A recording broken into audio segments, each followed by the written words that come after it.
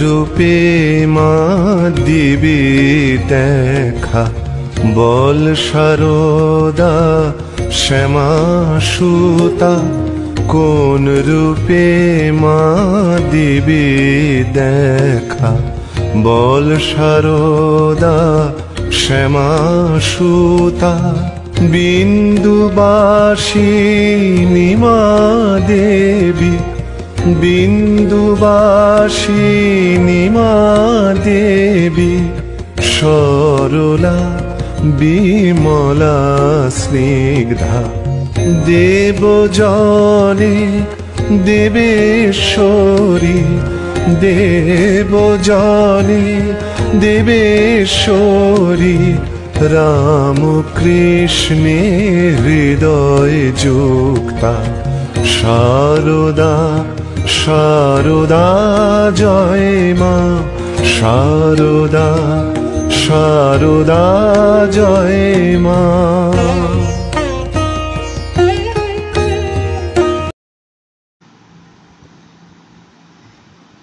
জননীং শারদাং দেবীং রামকৃষ্ণং জগদ্গুরুং পাদপদ্মে তয়ো শ্রিত্বা প্রণমামি মুহুর্মুহুঃ।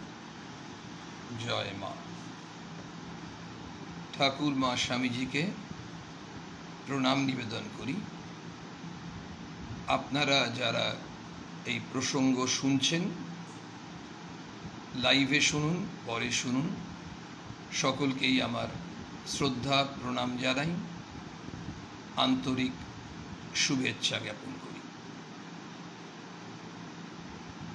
আমরা সারা বছরে সবাই বিভিন্নভাবে কর্মব্যস্ত থাকি, কারণ মা বলছেন কাজই লক্ষ্মী, কাজ করতে হবে। স্বামীজি বলছেন কাজ যেন পূজা, আর তুমি কাজ করছো, তুমি কাজটাই তোমার কাছে পুজো হয়ে উঠবে। তাই কাজের মধ্যে ব্যস্ত থাকাটা আমাদের স্বাভাবিক রীতি, এবং যতক্ষণ আমাদের কর্মক্ষমতা থাকবে আমরা কাজ করে যাব। কিন্তু এই কাজ যখন করি তখন মাঝে মাঝে আমাদের প্রত্যেকেরই দেখবেন শারীরিক ক্লান্তি আসে, অবসাদ আসে। সবসময় বয়সের জন্য নয়, হয়তো এক নাগাড়ে খেটে যাচ্ছি, কোথাও যেন মনে হয় শরীরটা একটু বিশ্রাম চায়। শরীরের যেমন বিশ্রামের প্রয়োজন, তেমনি মন, আমরা কাজই করি আর আনন্দ বিনোদনের সঙ্গে যুক্ত থাকি, মনটাকেও কিন্তু খুব চাঙ্গা রাখতে হয়। মনও মাঝে মাঝে খুব ক্লান্ত হয়ে পড়ে, অবসন্ন হয়ে পড়ে, হতাশাগ্রস্ত হয়ে পড়ে, এবং তখন মনই যেন আমাদের কখনো কখনো ঠিক সবুজ সংকেত দেয় না, কাজ করতে ইচ্ছে করে না। আমাদের মনে হয় যদি মনটা চাঙ্গা থাকে তাহলে শারীরিক অসুবিধা ব্যাধি সেটাও যেন মনে হয় কোথাও উধাও হয়ে গেল। মা এমনিতেও বলছেন এক জায়গায়, বাবা মনেই শুদ্ধ মনেই অশুদ্ধ। খুব মনটাকে ফুর্তিতে রাখছে বলছেন, মনটাকে খুব পবিত্র, একটু উঁচু স্থানে। এই মনকে ভালো করব কি করে? তার মানে মনটাকে আমাদের তৈরি করতে হবে। তো এই তৈরি যে করি, মানে একটা প্রস্তুতি যে আমরা করি, সে কোথায় করি না বলুন? ছাত্রছাত্রীরা পরীক্ষার প্রস্তুতি নেয়, কেউ চাকরির চেষ্টা করছে, চাকরির ইন্টারভিউয়ের প্রস্তুতি নেয়। যে বাড়িতে মেয়ের বিয়ের সম্বন্ধ পাকাপাকি হয়ে গেছে, বিয়ে বাড়ির প্রস্তুতি মানে বিরাট। ওদিকে চলে গেল কাপড়ের বাজার, ওদিকে হয়তো গয়নাগাটি, কখনো কেটারার, কখনো ডেকোরেটার্স, কত রকম। এই যে প্রস্তুতি চলছে 3 মাস ধরে। আর দুর্গা পুজোর প্রস্তুতি, এই বারোয়ারি পুজো যেগুলো হয়, বিরাট বিরাট নাম করা প্যান্ডেল, ডেকোরেশন, আলো ঝলমল করে। এবছরের কথা আমরা ধরছি না, কিন্তু অন্য বছর তাদের তো 6 মাস 7 মাস ধরে প্রস্তুতি চলে। প্রস্তুতি দরকার, তাই তো? আসুন একটি কথোপকথন শুনে নিই। কথোপকথনটি হচ্ছে দুই বন্ধুর, বাস্তব ঘটনা। একজন সন্ন্যাসী, একজন অসন্ন্যাসী, কিন্তু দুজনই কলেজে পড়তেন একসঙ্গে। যিনি সন্ন্যাসী তিনি বেলঘরিয়া রামকৃষ্ণ মিশন স্টুডেন্টস হোমের দীর্ঘদিন অধ্যক্ষ ছিলেন স্বামী নির্বেদানন্দজি মহারাজ। আর তিনি যখন প্রেসিডেন্সি কলেজে পড়তেন, ছাত্র জীবনে ভালো ছাত্র ছিলেন বিজ্ঞানের, তার সঙ্গে যারা পড়তো কয়েকজনের নাম শুনলেই বুঝতে পারবেন, মেঘনাদ শাহ, সত্যেন বোস, এরা সব একসঙ্গে পড়াশোনা করতেন। মানে বিজ্ঞানের সব দুধে ছাত্র। পরবর্তী ক্ষেত্রে এনারা তো বৈজ্ঞানিক হয়েছেন। আর এই স্বামী নির্বেদানন্দজি, তার আগে নাম ছিল সুরেন, তিনি সুরেন মহারাজ স্বামী নির্বেদানন্দজি, তিনি যখন বেলঘরিয়ায় আছেন, বন্ধুরা একদিন দেখা করতে এসছে। দেখা করতে এসে গল্প করতে করতে মেঘনাদ শাহ বলেছেন, আচ্ছা সাধু, মানে বন্ধু, সাধু বন্ধু বলছে, তুমি আমাকে একটা জিনিস করতে পারো, যে ঈশ্বর যে আছেন এই ব্যাপারটা তুমি আমাকে বোঝাতে পারো? তখন মহারাজ বলেছেন, না, এর জন্য প্রস্তুতি চাই। হঠাৎ করে উনি দূরে মাঠে একজন চাষি চাষ করছিলেন। মহারাজ দেখতে পেয়েছেন, দেখতে পেয়ে বলছেন মেঘনাদ শাহকে, আচ্ছা বন্ধু, ওই যে চাষিটি চাষ করছে মাঠে, তুমি ওকে আইনস্টাইনের থিওরি অফ রিলেটিভিটি বোঝাতে পারো? আইনস্টাইনের থিওরি অফ রিলেটিভিটি খুব জটিল তত্ত্ব, অত বড় বৈজ্ঞানিক, তিনি তো বোঝাতে পারবেন। তিনি উত্তর দিচ্ছেন, না, ওই চাষিটিকে বোঝাতে পারবো না, এর জন্য প্রস্তুতি চাই। মহারাজ সঙ্গে সঙ্গে বললেন, এই ধর্মের ক্ষেত্রেও তাই, প্রস্তুতি চাই। এই প্রস্তুতি বিয়ে বাড়িতে দরকার, চাকরির জন্য দরকার, এমএ পাস করার জন্য দরকার, আর ধর্মজীবনেও প্রস্তুতি দরকার। এই প্রস্তুতির জন্যই আমরা এই প্রসঙ্গ এবং এই প্রসঙ্গের সঙ্গে আমরা যুক্ত থাকি। আমরা কেন বসি? কেউ যদি আপনাকে আমাকে প্রশ্ন করে, আচ্ছা ভাই, বিকেলবেলা ওই 5টা নাগাদ যে তোমরা শুনেছি লাইভ ক্লাস হয়, বা তোমরা যারা অনেকে শুনতে পাও না, পরে শুনেছি নাকি রাত্রেবেলায় কিংবা তার পরের দিন তোমরা শোনো, ইউটিউবে আছে, আচ্ছা কেন শোনো গো? কি লাভ হয় তোমাদের? নিজের কাজ ফেলে, আচ্ছা কাজটা নাই ঠিক আছে, কাজ সেরেও করতে পারো, কেন শোনো? তখন যদি আমি আপনি এই ঘটনাটা বলি, এই কথোপকথনটা, তাহলেই কিন্তু তার কাছে উত্তর তিনি পেয়ে যাবেন। তাকে যদি বলা হয়, দেখো তোমার বাড়িতে যদি বিয়ে ঠিক হয় ছেলের বা মেয়ের, তাহলে তুমি কি আজকে ঠিক করলে কালকেই বিয়ে দিয়ে দেবে? সময় লাগে তো, প্রস্তুতি লাগে, তাহলে ওই অনুষ্ঠানটা খুব সুসম্পন্ন হয়, তাই না গো? ঠিক আমাদেরও এই ধর্মজীবনটা আরও অনেক কঠিন গো। এই কঠিন জায়গায় আমি আজকে ঢুকলাম আর কালকে তৈরি হয়ে যাব তা নয়, অনেক সময় লাগে। সেই জন্যই নির্বেদানন্দজি মহারাজ তার বন্ধুকে বলেছিলেন, ঈশ্বর আছেন এই বিষয়টা তোমাকে আমি বোঝাতে পারবো না গো বন্ধু, কারণ এর জন্য প্রস্তুতি চাই। মানে এই বিষয়টা বুঝতে গেলে যে প্রস্তুতি দরকার, ওই চাষিটা ফিজিক্সের মিনিমাম জিনিসপত্র না বুঝে তাকে যদি সোজা আইনস্টাইনের থিওরি অফ রিলেটিভিটি বোঝাতে হয়, তাহলে যেমন ওই বৈজ্ঞানিক বললেন, না আমি পারবো না, কারণ বৈজ্ঞানিক পারবেন না, এই জন্যই বললেন যে চাষিটি তার চাষবাস সম্বন্ধে বোঝেন, কিন্তু তিনি এইসব সম্বন্ধে তো খুব একটা পড়াশোনা সাধারণভাবে করেননি ধরে নেওয়া যায়। তাহলে আমাদের ওগুলো তো পড়াশোনা, আর আমাদের এগুলো তো উপলব্ধি দরকার, অনুভূতি দরকার। সেই উপলব্ধি অনুভূতি কি একদিনে চলে আসবে? তাহলে কি করতে হবে? আরেকটা সহজ উত্তর আমরা দিতে পারি। কাকে দেব? অন্যকে না, নিজেকেও। কারণ আমরা কেন বসছি, আমি যদি নিজের কাছে পরিষ্কার না হই তাহলে আমি কেন বসতে যাব বলুন? এ তো ভক্ত সম্মেলনের টিকিট কাটা নয়। এ তো এমন নয় যে একজন সন্ন্যাসী এসছেন বেনারস থেকে, দেখা গেল উনি আসানসোলে এসছেন, আসানসোলের মানুষরা বলল বেনারস থেকে মহারাজ এসছেন। মানে কোথার থেকে এসছেন এটা ইম্পর্টেন্ট। এই যেমন অনেক ভক্তরা বলেন ওই ভক্ত সম্মেলনে কিন্তু বিরাট হবে। কেন বিরাট হবে? কিছু কিছু ভক্ত বলছে সব বেলুড় মঠের মহারাজরা আসছেন। মানে যদি বেলুড় মঠের মহারাজরা না এসে যদি কোনো একটা ছোট্ট সেন্টার থেকে আসেন তাহলে কিন্তু ওনারা বোধহয় ওই স্থানের নয়। আসলে সবাই তো রামকৃষ্ণ সঙ্ঘের সন্ন্যাসী। কেউ বেলুড় মঠে পোস্টিং দায়িত্বে আছেন, কেউ রামহরিপুরে আছেন, কেউ চেরাপুঞ্জিতে আছেন, কেউ জলপাইগুড়িতে আছেন। সবাই তো রামকৃষ্ণ সঙ্ঘের সন্ন্যাসী। তারা তো ঠাকুরের কথা যখন বলেন, তারা ঠাকুরমা স্বামীজির কথা যখন প্রসঙ্গ করেন, তাদের উপলব্ধি থেকে বলেন। তারা কোথায় আছেন, কোন সেন্টারে আছেন, সেটা বোধহয় আমাদের ভক্তদের কাছে ইয়ার্ডস্টিক হওয়া উচিত নয়। কিন্তু আমরা অনেক সময় কেন এসব বলি জানেন তো? আমরা প্রস্তুত নই। এই জন্যই আমাদের এই প্রস্তুতির কারণেই মা এই সুযোগটি করে দিয়েছেন।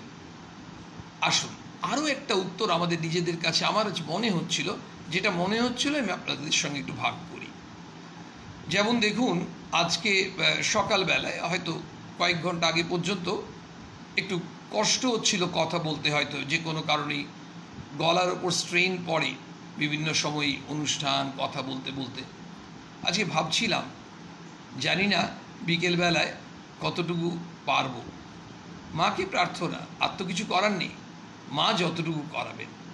তার মানে বিষয়টা হচ্ছে আমাদের ওই প্রার্থনা আর সমর্পণ দুটোই দরকার। একটা হচ্ছে কনস্ট্যান্ট নিরন্তর প্রার্থনা, আরেকটা হচ্ছে সব সময় সমর্পণ। তুমি যা করবে সেটাই কিন্তু জানবো যে কল্যাণের জন্য। এটা সবসময় বিশ্বাস। তো যেটা বলছিলাম, আমাদের মনে হচ্ছে, দেখুন আজ সকালে একটা অনুভূতি হচ্ছিল, আপনাদের সঙ্গে ভাগ করে নিই। সেটা কেমন দেখুন, আমাদের মোবাইল যখন খুব বেশি ইউজ করি, আমাদের খুব বেশি ব্যাটারিটা চার্জ চলে যায়। প্রায় চার্জ দিতে, অনেকে সারাদিনে ব্যাটারিতে একবার দিতে হয়, অনেকে 1.5 দিন চলে যায়, অনেকে আবার 3-4 ঘন্টা পরপরই চার্জ দিতে হয়। ইউজের ওপর, ইনভার্টার বলুন, মোবাইল বলুন, গাড়ি বলুন, ব্যাটারি চার্জ করতেই হবে। এগুলোর ব্যাটারি চার্জ করি কেন? এগুলোকে সচল রাখতে হবে। আর আমাদের ব্যাটারি চার্জ করতে হবে না? আমরাও নিজের ব্যাটারি চার্জ করছি এই মাতৃ প্রসঙ্গ করে, ঠাকুরের মায়ের কথা শুনে আমাদের ব্যাটারি চার্জ করা মানে আমরা নিজেদের মনটাকে সঠিক দিশায় সচল রাখছি। মনটাকে সঠিক দিশায়, মন তো বিক্ষিপ্ত, যাতে একেবারে আমাদের যে আমাদের ভেতরের দেবত্ব, যেটা স্বামীজি বারবার বলছেন, সেই দেবত্বকে উপলব্ধি করার জন্য যে উত্তরণ, তার জন্য আমাদের প্রস্তুতি দরকার। সেই প্রস্তুতির জন্য আমাদের ব্যাটারিকে চার্জ করতে হবে। আর সেই ব্যাটারি চার্জ করতেই আমরা বসি প্রসঙ্গে, মাতৃ প্রসঙ্গ। মা ছোট্ট ছোট্ট কথা কত বলেছেন বলুন। মায়ের সম্বন্ধে যখন প্রসঙ্গ করতে বসি, আমরা যে কেউ সবসময় আমাদের ভয় লাগে। ব্যক্তিগতভাবে এই অকিঞ্চনের খুব ভয় লাগে। কেন ভয় লাগে? সবসময় মনে হয় মায়ের কথা বলতে গিয়ে তাকে ছোট করে দেব না তো। আসলে আমাদের মনটা বড় ছোট্ট। ঠাকুর বলছেন না, মতুয়ার বুদ্ধি। সংকীর্ণ জগতে যারা আমরা থাকি, আমরা যেন মাকেও আমাদের মতো ভাবতে শুরু করে দেব। কিন্তু মা তো মা জগদম্বা, মা কালী, মা দুর্গা, মা জগদ্ধাত্রী, তিনি তো মা ভবতারিণী। এই যে মা কালী বলাতে মনে পড়ছে একটি স্মৃতি কথায় পড়েছিলাম।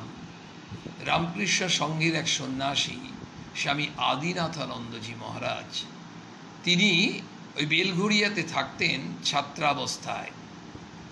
আমাদের রামকৃষ্ণ মিশন স্টুডেন্টস হোম আপনারা যারা বেলঘড়িয়ায় দেখেছেন তারা চেনেন জায়গাটা, যারা যাননি কখনো বেলঘড়িয়া যাওয়ার সুযোগ পেলে যাবেন। বড় সুন্দর আশ্রমটি, বড় পবিত্র মনোরম জায়গা। আশ্রম মানেই তাই, তবু কেন জানি না ওখানে গেলে দেখবেন কি ভালো লাগে।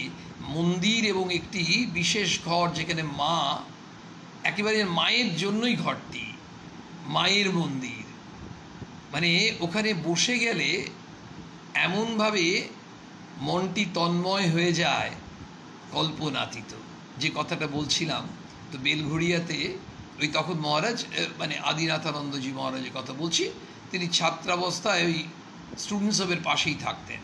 আর তখন নির্বেদানন্দজি মহারাজ ওখানে অধ্যক্ষ, ওনার কাছে উনিও আসতেন, আরও অনেক ছেলেরা আসতো। মহারাজ খুব ভালোবাসতেন। আমাদের সন্ন্যাসীরা অনেক সময় ছাত্রদেরকে এত ভালোবাসেন, সবাইকেই ভালোবাসেন, তবু ছাত্রদের উপর একটা বিশেষ টান থাকে। তো তাদের সঙ্গে গল্প করতেন। এবং তখন যদি ওখান থেকে বেলুড় মঠে আসতেন এই ছেলেগুলো একসঙ্গে, রাজা মহারাজ মজা করে বলতেন এই সুরেনের দল এসছে, মানে স্বামী নির্বেদানন্দজি মহারাজের সাঙ্গপাঙ্গরা এসেছে। রাজা মহারাজ খুব মানে রসিক মানুষ, মজা করে বলতেন সুরেনের দল এসছে।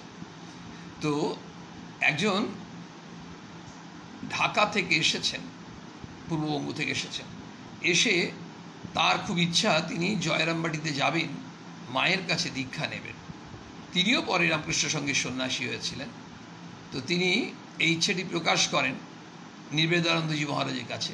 তিনি বলেন যে ঠিক আছে, তাহলে তোমরা দুজনই যাও। আদিনাথানন্দজি মহারাজ, যার পরে নাম হয়েছিল এটা, বলে তোমরা দুজনই যাও, তোমরা তো কাছাকাছি বয়স, আর তোমরা দুজনই গিয়ে মাকে প্রণাম করে এসো। ইনি নিজে দীক্ষা নেওয়ার জন্য গেছেন, যিনি এসছেন বাইরে থেকে, মায়ের কাছে গিয়ে বলছেন আমরা দীক্ষা নেওয়ার জন্য এসেছি। তো আদিনাথানন্দজি মহারাজ তার স্মৃতিকথায় বলছেন, আমি বুঝতেই পারলাম না, আমি তো দীক্ষার কোনো পরিকল্পনাই করিনি। কিন্তু ওই যে বললাম সকালবেলায় গলাটা একটু ব্যথা করছিল, ভাবছিলাম কথা বলার জায়গায় অসুবিধা হবে কি না, কিন্তু মা চাইলে তো অসুবিধা কিছু নেই, মা চাইলে সব হবে। ওই মা চাইছেন তাই দীক্ষা হবে, তাদের দীক্ষা হলো। তারা যখন ফিরে এলেন তাদেরও চোখে জল, মায়ের চোখেও জল। মা কিন্তু তাদের দুজনকে দেখেই রাসবিহারী মহারাজকে বলেছিলেন, জানো তো এই ছেলে দুটো খুব শুদ্ধ ছেলে, পবিত্র ছেলে, এরা সাধু হবে। আর দুজনই সাধু হয়েছিলেন। মা তো অন্তর্যামিনী। ওই যে যখন ঠাকুর লাটু মহারাজকে প্রথম দেখেছিলেন তখন বলছেন না, রামদত্তকে বলছেন, একে তুমি নিয়ে এসছো, একে কোথায় পেলে, এর তো সাধুর লক্ষণ দেখছি। সেই ছাপড়া জেলা থেকে অনপড় ছেলেটি এসেছে রামদত্তের বাড়িতে ভৃত্যের কাজ করছে। ভগবান তাকে প্রথম দর্শনেই বললেন, এর তো সাধুর লক্ষণ দেখছি। এদের প্রস্তুতির দরকার নেই, এরা প্রস্তুত, এরা তো এসেইছেন এই হবেন বলে। কিন্তু যদিও তাদেরও প্রস্তুতি দরকার, তারা কত প্রস্তুত হয়েছেন ঠাকুরের কাছে, তেমনি আমরাও ওই ঠাকুরমা স্বামীজির কথা শুনতে শুনতে নিজেদেরকে প্রস্তুত করার জন্য আমরা বিব্রত নই, আমরা ব্রত নিয়েছি, আমরা ব্রতী হয়েছি। বিব্রত মানুষ কখন হয়? যখন মানুষ চাইছে না, কেমন একটা অকওয়ার্ড পজিশনে, আর আমরা তো মন থেকে চাইছি, তাহলে আমাদের ব্রত হলো এটা, আমরা ব্রতী, যে আমরা প্রস্তুত হব। আমাদের সব সময় ব্যাটারিটা চার্জ করতে হবে। আমরা সেই প্রসঙ্গ শুনি, প্রসঙ্গ পড়ি, গান শুনি, তার চিন্তন করি। চিন্তন করলেও তো কত মঙ্গল। শুধু যদি মায়ের একটা কথা নিয়ে চিন্তন করি তাহলেই কত মঙ্গল বলুন তো।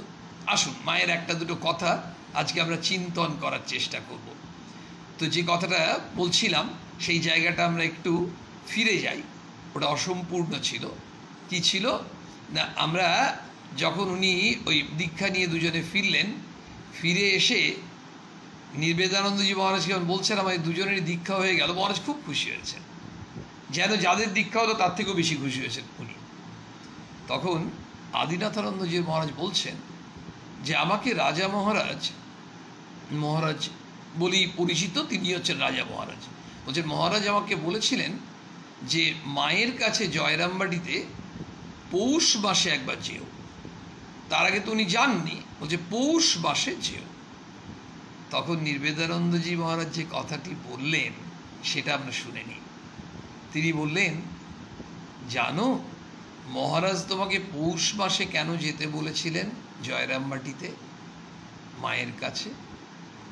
একটা কথা প্রচলিত আছে, পৌষ মাসে কালী দর্শন করতে হয়, মা কালীকে পৌষ মাসে দর্শন করতে হয়, পৌষ কালী বলে।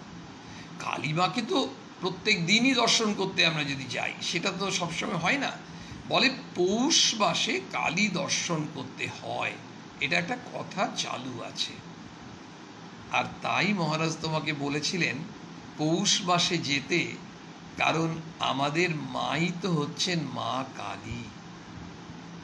এই মা যে মা কালী, সেটি নির্বেদানন্দজি মহারাজ আরেকবার তার কাছে প্রকাশ করলেন। আমরা জানলাম আমাদের মাই হচ্ছেন মা কালী, আমাদের মাই হচ্ছেন জ্যান্ত দুর্গা, স্বয়ং স্বামী বিবেকানন্দ বলছেন। আমরা বলছিলাম যে মায়ের দু একটা কথা আমরা একটু চিন্তন করি। ওই যে মা বলেন না যে কারো দোষ দেখো না, বারবার বলছেন, কেন বলছেন? বলছেন মানুষের কি দোষ দেখতে আছে? ওটি শিখিনি, মা বলছেন ওটি শিখিনি, ক্ষমারূপ তপস্যা। আসুন এইটুকু চিন্তন করতে করতে সময় কেটে গেলে আর হয়তো মায়ের অন্য কথা চিন্তা করার সময়ই পাবো না। দেখি, মা বলছেন ওটি শিখিনি, মা শেখেননি। কিন্তু আমরা মায়ের ছাড়া, মায়ের সন্তানরা, আমরা তো ওটা শিখেছি। আমরা ওটা শিখেছি কারণ আমরা মানুষের দোষটা দেখতে শিখেছি।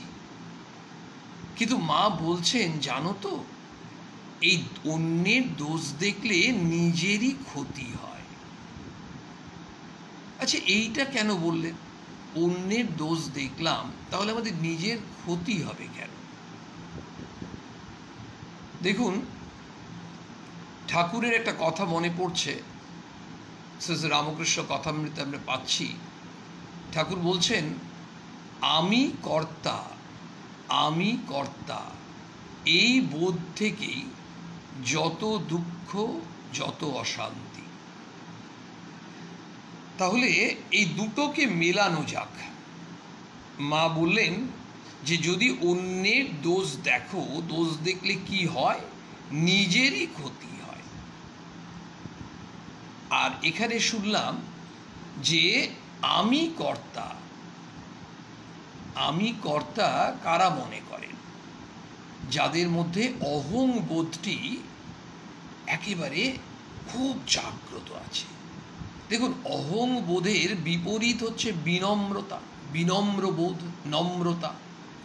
যাদের মধ্যে নম্রতা আছে, যাদের মধ্যে নিরভিমানতা আছে, মা ছিলেন সম্পূর্ণ নিরভিমান। আমাদের মধ্যে অভিমান বোধটি, অহং বোধটি যত কম থাকবে, তত আমরা জানব যা কিছু আমাদের আসছে, যা কিছু হচ্ছে, কেউ একজন দিচ্ছেন। তাকে কেউ গড বলতে পারে, কেউ ভগবান বলতে পারে, কেউ আল্লাহ বলতে পারে, যে যা ইচ্ছা বলতে পারে, কেউ সর্বশক্তিমান বলতে পারে।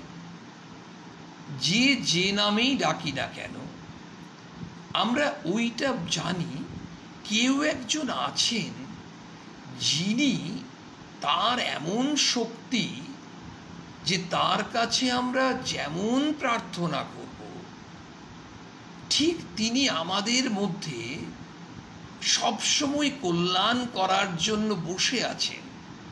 আমরা সেই কল্যাণটি চাই কিনা।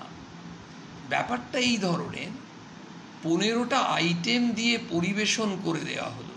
যাকে দেওয়া হলো তার খিদে থাকতে হবে তো। আমরা অনেক আইটেম, অনেক পদ দিলেই তো হলো না। কোনো একজন আমরা সাধুকে সেবা করছি, অনেক সময় সাধু সেবা করি কোনো মহারাজকে বা কাউকে, আমরা যেমন আচার্য দেব ভব, অতিথি দেব ভব, পিতৃদেব ভব, মাতৃদেব ভব। আমাদের শাস্ত্রে বলছে আচার্য হচ্ছেন দেবতা, অতিথি হচ্ছেন দেবতা, মা বাবা দেবতা। যদিও স্বামীজি তার সঙ্গে যোগ করেছেন অনাথ, মূর্খ, দরিদ্র, দুস্থ মানুষ, এরা তোমার দেবতা হন। কারণ এই জন্যই যোগ করেছেন, যদি তুমি তাদেরকে দেবতা মনে করো তাহলে যেমন দেব পুজো করো তাদের কথাও তুমি ভাববে। তো ভগবান আমাদের সেই কল্যাণ করে। তো আমাদের ওই পরিবেশন করার কথা হচ্ছিল। অতিথিকে অনেক রকম পদ দেওয়া হলো, অতিথির খিদে না থাকলে খাবেন কি করে? কিংবা এমন একজন অতিথি এলেন, তার খিদে আছে, তাকে যে পদগুলো দেওয়া হলো তিনি প্রায় কোনোটাই খান না, তিনি একটি পদ দিয়ে ভাত খেয়ে উঠে গেলেন। স্বাভাবিকভাবেই যিনি আতিথেয়তা করছিলেন তার কষ্ট হলো, কিন্তু অসুবিধাটা কোথায় হলো? আতিথেয়তা করার আগে জানার প্রয়োজন ছিল তার প্রয়োজনটা কি, তিনি কোনটা খেলে তৃপ্ত হবেন। তেমনি ভগবান আমাদের সামনে সব পরিবেশন করে রেখেছেন, সমস্ত যেগুলো আমাদের কল্যাণ হয়। মা তো ভগবতী, মা তো অন্তর্যামিনী, মা আমাদের মা। আমরা ছোট থেকে সবাই আমাদের নিজেদের গর্ভধারিণী মাকে, বলুন তো কেউ এমন আছি যে আমরা আমাদের যে মনের ইচ্ছেগুলো, খুব গোপন কথাগুলো, আবদারগুলো অন্যায় আবদারও, অনেক সময় অন্যায় আবদার কত করেছি আমরা, এবং যা কিছু চাহিদা সব যেন ওই মাকে ধরে, মায়ের কোলে মাথা গুজে মায়ের শাড়ির আঁচলটি ধরে আমরা চিরকাল করে এসেছি। আজকের বর্তমান প্রজন্মের, আধুনিক প্রজন্মের ইংরেজি মাধ্যমে পড়া ছেলেমেয়েরা কথায় কথায় ইংরেজি বলতে পারে, 3টে ভাষা বলতে পারে, 7টা গানের মিউজিক্যাল ইনস্ট্রুমেন্ট বাজাতে পারে, কত রকম গুণের ছেলে মেয়ে, তারাও কিন্তু আবদারের সময় ছোটে ওই মায়ের কোলে। মা এমন একজন, আর মা কিন্তু সবসময় এই সন্তানের আবদারটি রাখার চেষ্টা করেন, কিন্তু কোনো কোনো ক্ষেত্রে মা বলেন তোর এই আবদারটা আমি কিছুতেই রাখবো না, কারণ এটা তোর ক্ষতি হবে, এটা আমি তোকে দেব না। একটা উদাহরণ নেবেন, আজকের যুগে এই মোটামুটি 17-18 বছরের ছেলেদের এই মোটরসাইকেল চালানোর শখ অনেকেরই আছে। তারা যদি দেখে বাড়িতে বাবা মায়ের একটু আর্থিক সামর্থ্য ভালো, তারা বুঝতে পারতেই পারে 17-18 বছরের ছেলে, তারা অনেক সময় মাকে শর্ত দেয়, বলে আমি এই 18 বছরে আমি ফাইনাল পরীক্ষা দেব না যদি আমাকে এই মোটরসাইকেলটা না কিনে দেওয়া হয়। এটা অনেক বাড়িতে হচ্ছে। মায়েরা কোনো কোনো ক্ষেত্রে কিন্তু এই আবদারটি রাখছেন না। এমনও হয়েছে যে এই আবদারটা যেখানে রাখা হয়েছে ওই বয়সের ছেলেটি একেবারে উচ্ছৃঙ্খলভাবে, সবাই বলছি না, অনেকে একেবারে বেপরোয়াভাবে মোটরসাইকেল চালিয়ে দুর্ঘটনায় আক্রান্ত হয়ে তার মৃত্যু হলো। সেটা দেখে মা পরে বলছেন যদি আমি এই আবদারটা না রাখতাম তাতেও এটা হতো, রাখলাম তাতেও এটা হলো, তার থেকে মনে হচ্ছে আমি না রাখতাম তাই ভালো হতো। আসলে মারা অনেক সময় নরম হয়ে যান, কিন্তু আমাদের মা জগজ্জননী এত কোমল অন্তর, কিন্তু মা যেখানে কোমল সেখানে কোমল, যেখানে কঠোর হওয়ার তিনি কিন্তু কঠোর হয়েছেন।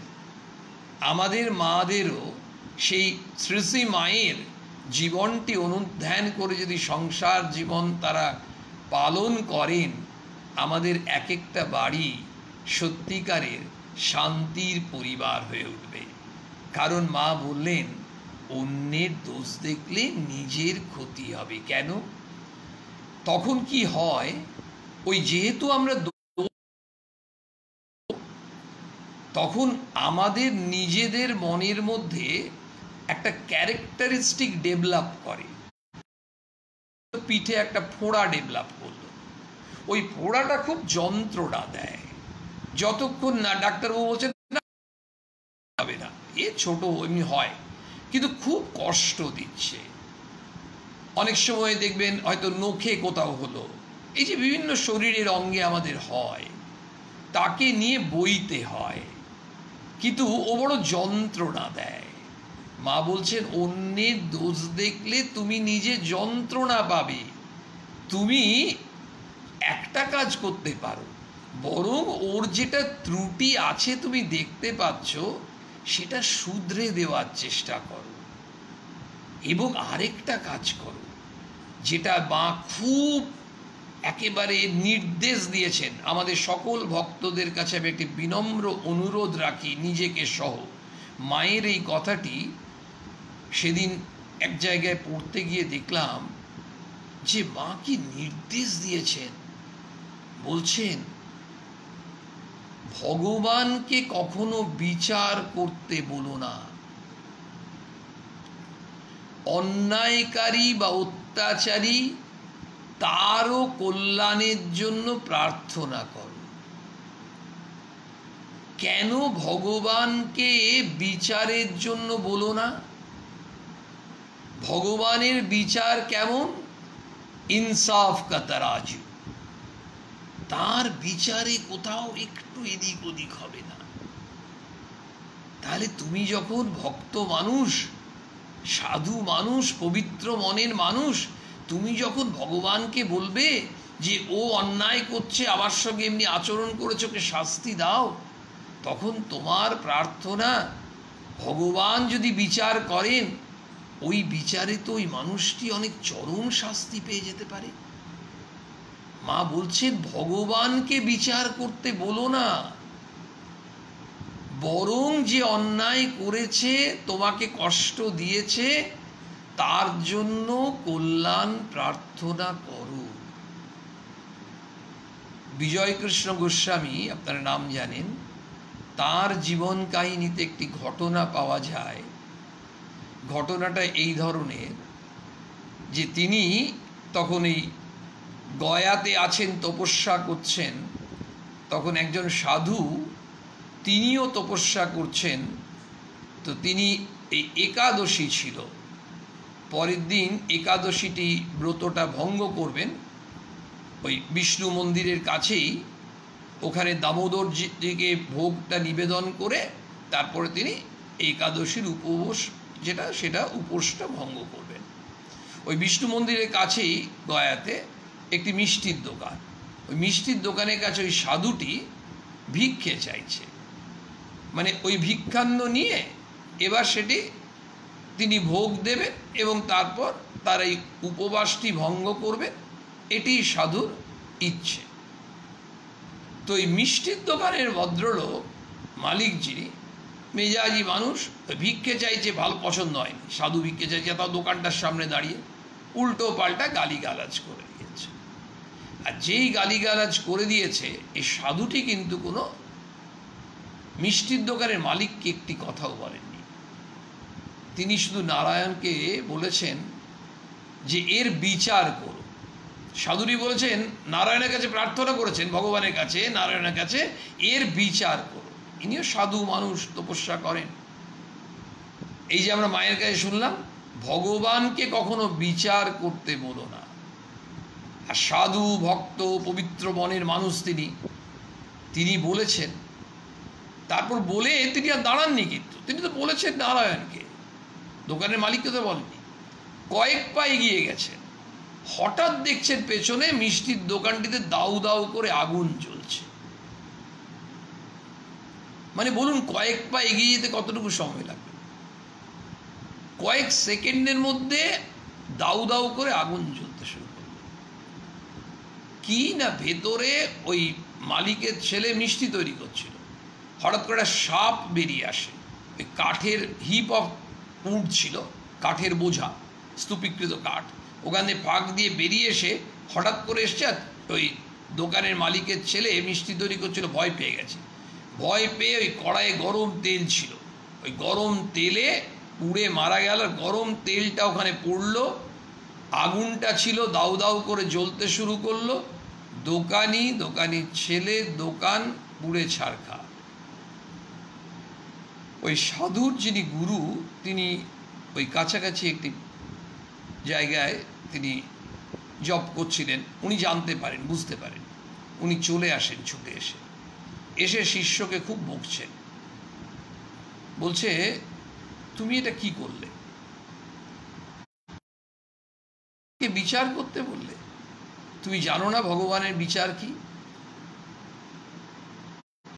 বিচারের দণ্ড এমন, সেই দণ্ডে একেবারে যা দণ্ড প্রাপ্য ততটাই দেবে। তো তুমি তাকে বিচার করতে কেন বললে? তুমি দুটো কথা বলে দিতে পারতে মালিককে নিজেই। বলছেন, ধর্মপথে থাকার এটাই তো মূল শিক্ষা। আসুন, আমরা ধর্মপথে আছি। এই ঘটনাটা থেকে একটা জিনিস বুঝলাম, আমাদের এই মূল শিক্ষাটি নিতে হবে, যেটি মা বললেন, আমরা একটু আগে প্রসঙ্গে বলছিলাম, ক্ষমারূপ তপস্যা। তপস্যার কিন্তু বিরাট ফল, সাধনা। যাই করি, সাধনা কিন্তু একদিনে হয় না, নিরন্তর করে যেতে হয়। এই যে সাধনা করে যাব, তপস্যা করে যাব, ব্যক্তিগতভাবে আমি, আপনি, আপনারা, আমাদের যুবক ভাই বোনরা, তারাও অনেকেই আছো। আমরা দেখবে কেউই কিন্তু এই ক্ষমারূপ তপস্যাটা ঠিক করে উঠতে পারি না। মা বললেন, তোমার এটাই তপস্যা হোক। আমার মনে হচ্ছে, খুব চেষ্টাও করছি আমরা হয়তো সবাই, কিন্তু পারছি না। আর যেহেতু পাচ্ছি না, সেই জন্যই আমাদের ভেতরের আগুন, ওটা দোকানের আগুনটা দাউ দাউ করে জ্বলছিল, আমাদের ভেতরের আগুনটা দাউ দাউ করে জ্বলছে। আর এই দাউ দাউ করে জ্বলছে বলেই ঠাকুর বললেন, এই আগুনটা অহংকারের আগুন, স্বার্থ চিন্তার আগুন, অন্যের দোষ দেখার স্বভাবের আগুন। এর বিপরীত আমাদের যদি এই জল দেওয়া যায়, বিনম্রতার কুয়ো থেকে যদি জল দেওয়া যায়, নিঃস্বার্থপরতার কুয়ো থেকে যদি জল দেওয়া যায়, যদি আমাদের অদোষদর্শিতার নদী থেকে একটু জল তুলে নিয়ে দেওয়া যায়, তাহলে ওই ভেতরের দাউ দাউ আগুন নিভে যাবে। আগুন নেভাবার জন্য জল প্রয়োজন। এখানে দমকলকে খবর দিয়ে লাভ নেই, ফায়ার ব্রিগেডকে খবর দিয়ে লাভ নেই। এখানে আমাদেরকে এই আগুন নেভাতে হবে, কারণ এই আগুনটা ভেতরে জ্বলে। আর ভেতরে জ্বলে বলেই আমরা সমাজে দুমুখ সাপের মতো আচরণ করি। এটাকেই ঠাকুর বললেন, ভাবের ঘরে চুরি করো না, মন আর মুখ এই দুটোকে এক করো। যত আমরা মনের দিক দিয়ে, যেটা নিয়ে আজ প্রসঙ্গ শুরু হয়েছিল, আমরা মানসিক প্রস্তুতির জন্য এই প্রসঙ্গে বসি, আমাদের মনের ব্যাটারিটাকে চার্জ করার জন্য বসি, আমরা কেউ কিন্তু কাউন্ট করতে যাব না। লাইভে কোনোদিন 30 জন থাকতে পারেন, কোনোদিন 25 জন, কোনোদিন 45 জন।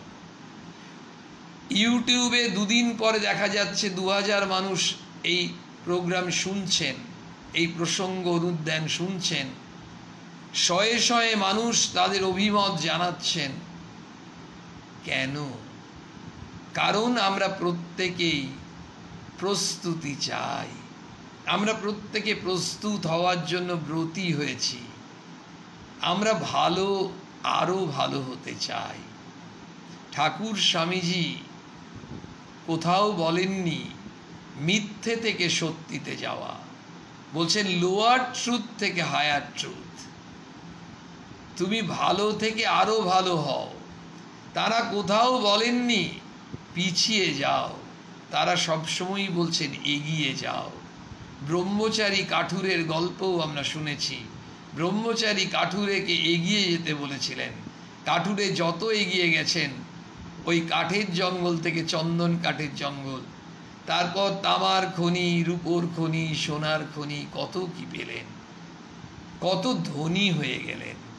আমরাও ধনী হতে চাই। কোন ধন?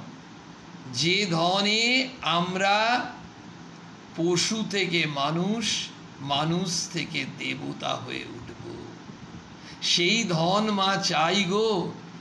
আমি তোমার চরণ ধরে চাই, তুমি আমাকে এই ধনে ধনী করো মা। এর জন্য আমি অসন্তুষ্ট থাকব মা। তুমি আমাকে তোমার চরণে আশ্রয় দাও। তোমার চরণ দুটি ধরে যেন দুফোঁটা চোখের জল ফেলতে পারি মা। তুমি তো আর কিছু চাও না। আমাদের সব সময় গর্ভধারিণী মা যেমন আগলে রাখেন তার সন্তানকে, তেমনি আপনাদের কত মানুষের, আমাদের কত সংসারে কষ্ট, স্বামী স্ত্রীর মধ্যে দ্বন্দ্ব চলছে, বাবা মেয়ের মধ্যে চলছে, প্রতিবেশী প্রতিবেশীর মধ্যে চলছে, চারিদিকে খাওয়া খাই, হিংসা। কোভিড-19 করোনা চিরকাল থাকবে না আমরা সবাই জানি, কিন্তু যে ভাইরাস সমাজে আছে সেই ভাইরাস কিন্তু 2017 সালেও ছিল। সেই ভাইরাসে অ্যাট্যাকড হয়ে আমাদের মনগুলো কেমন হয়ে যাচ্ছে, মনগুলো দূষিত হয়ে যাচ্ছে। ওই মনটাকে আমাদের মানসিক দূষণটা মারাত্মক। পরিবেশ দূষণ, জলের দূষণ, বায়ু দূষণ, শব্দ দূষণ, এটা নিয়ে চিন্তিত আমরা। আর মানসিক দূষণটাকে আমরা অগ্রাহ্য করি। মা সেটি অগ্রাহ্য হতে দেবেন না। মা বলছেন ক্ষমারূপ তপস্যা। চলুন, পারবো না আমরা, হয়তো পারবো না কথা বলতে নেই, স্বামীজি রাগ করবেন, কিন্তু এটা তো ঠিক যে আমরা মায়ের মতো ক্ষমারূপ তপস্যা, মা বলছেন ওটি শিখিনি। মানুষের কি দোষ দেখতে আছে? মা শেখেননি, আমরা তো শিখেছি। আর এতটাই শিখেছি, পুরো শিক্ষাটা ঝেড়ে ফেলে দেব, অত বড় মন তো তৈরি হয়নি। সাধারণ আমাদের মতো কোটি কোটি মানুষের বিরল ব্যতিক্রম তো থাকবেই। 10 জন, 50 জন, 100 জন, 1000 জন থাকবেই। কিন্তু এই বিরাট জনসংখ্যা, তার যদি আমাদের আস্তে আস্তে দেখা যায় বহু মানুষই এই তপস্যাটা করতে শুরু করে। নীলষষ্ঠীর ব্রত করতে ভোলেন না মায়েরা, কারণ ওটির একটি বিশেষ উদ্দেশ্য আছে। মা বিপত্তারিণী ব্রত কষ্ট করেও করেন, শিবরাত্রি পালন করেন। এগুলো যেমন মন থেকে, অন্তর থেকে আকুতি নিয়ে মারা করছেন, ভক্তরা করছেন, তেমনি আমরা যদি আকুতি নিয়ে আন্তরিকতার সঙ্গে মা যে তপস্যাটি অ্যাড করলেন, ক্ষমারূপ তপস্যা। প্রতিবেশীর সঙ্গে সংঘর্ষ হয়েছে, যদি কেউ একজন এগিয়ে যান, এগিয়ে একটু সারেন্ডার করা, ঠিক আছে যা হলো এটা আমরা যেন নতুন করে আবার আমাদের সখ্য তৈরি হলো। আমাদের মনে হয় এই জায়গাটা আমরা পৌঁছতে পারবো, এটা কিন্তু আমায় ক্ষমা করবেন। ক্ষমারূপ তপস্যায় আমরা যখন ব্রতী তখন ক্ষমা করবেন।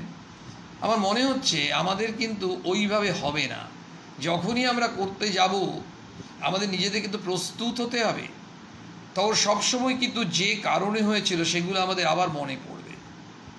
সেই জন্য একটা করা যেতে পারে, আমরা নিজেরাই যদি এটা মৌ করি, মেমোরেন্ডাম অফ আন্ডারস্ট্যান্ডিং, চুক্তি, যে ওইটা কাট, ওই সিনেমায় কাট বলেন একটা, যখন চলে আমাদের পরিচালক মহাশয় দেখলেন তুষ্ট হলেন না, অভিনেতার ওই স্লটটাতে হলেন না, বলেন না এটা হয়নি, কাট কাট কাট, ওই যে কাট বলে দিচ্ছেন, ঠিক আমাদের যদি ওইখানে কাট করে দেওয়া যায়, নিয়ে নতুন করে সেই কথাটি বলতে ইচ্ছে করছে, সেই স্বামীজির সম্বন্ধে যেটা মিস ম্যাকলাউড বলেছিলেন।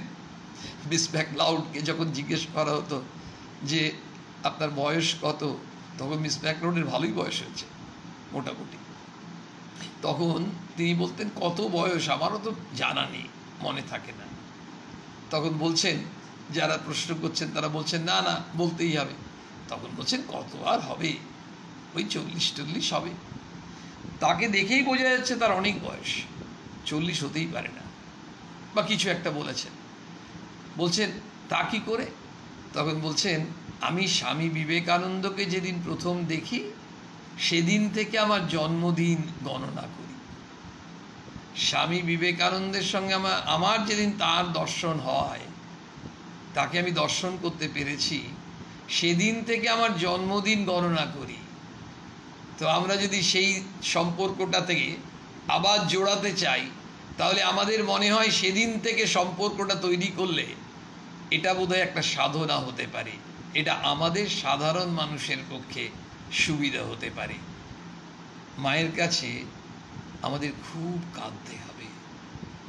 আমরা গর্ভধারিণী মায়ের কাছে যখন যা চেয়েছি, মা এমনিতে যখন দেয়নি, তখন আমরা কি করেছি, বা এখনও বাচ্চারা কি করে, লাস্টে কেঁদে দেবে, কেঁদে ঝোঁক করে। তখন মা বলে, গল্প করতে করতে ফোনে বলে, আর ছেলেটা এমন মুখ ধরলো, শেষে ওকে মোটরসাইকেল না কিনে দিয়ে পারলাম না। না, এটা অবশ্য আবার আমাদের সেখানে দেখতে হবে যে ওটা ঠিক কি না। ওই শ্রী মা যেটি করছেন, মা কিন্তু ওই যে বললেন, যেমন ভগবানকে তুমি বিচার করার জন্য বলো না, খুব কঠোরভাবে বলছেন, কঠোর নির্দেশ। এটা আমাদের শিখতে হবে, না হলে কি ঘটনা ঘটলো আমরা দেখলাম এই মাত্র। এবং সেটার জন্য আমাদের মনটিকে তৈরি করতে হবে। মনের ওই আগুন, ওই অহংকার, স্বার্থ চিন্তা, ঈর্ষা তো একটা মারাত্মক আগুন।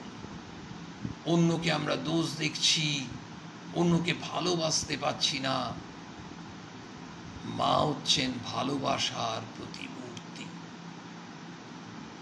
আমাদের ভালোবাসা শেখাতেই এসেছেন, এবং একমাত্র মাই পারেন, আমাদের পরিবারেও মাই একমাত্র পারেন এই ভালোবাসা দিতে, যেটা অকপটে সবাই না হলেও অনেকেই স্বীকার করেন যে পরিবারে আর কেউ পারেন না, মা এবং একমাত্র মা।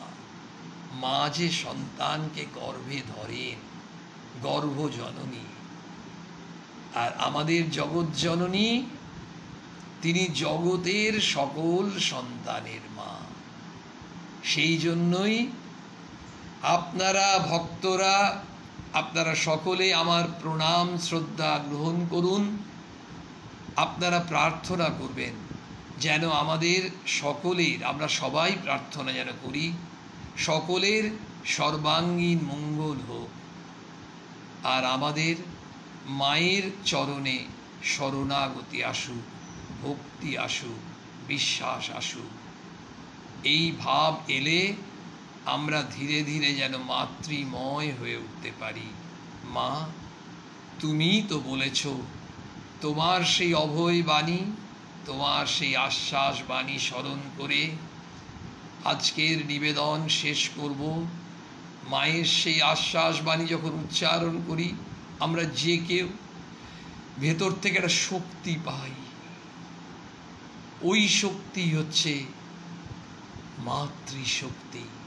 মা বলছেন, মনে ভাববে আর কেউ না থাক, আমার একজন মা আছেন, মা আছেন, মা আছেন।